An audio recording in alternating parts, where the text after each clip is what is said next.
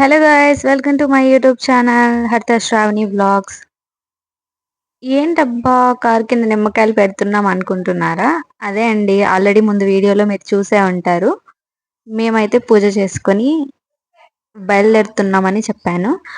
అందుకోసం అయితే పూజ అయిపోయిన తర్వాత ఎర్లీ మార్నింగ్ లేచి రెడీ అయిపోయి ఇరుముళ్ళు ప్యాక్ చేసుకొని ఇలా మా దీక్ష అయితే పూర్తి చేసుకొని అమ్మవారి గుడికి ఇరుముళ్ళు తీసేదానికైతే వెళ్తున్నాము. అలా కారు పూజ చేసుకొని కారు చుట్టూ ప్రదక్షిణాలు చేసి అలా ప్రదక్షిణాలు అయిపోయిన తర్వాత మేమంతా కారులో కూర్చున్నాము. మా అన్నయ్య అయితే దిష్టి టెంకాయ కొట్టేశాడు.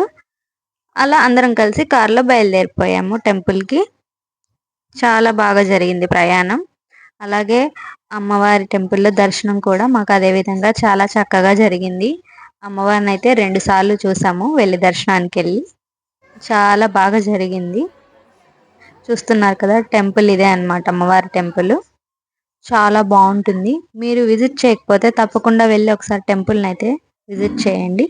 అలా మా దర్శనం అయిపోగానే ఇంటికైతే బయలుదేరిపోయాము.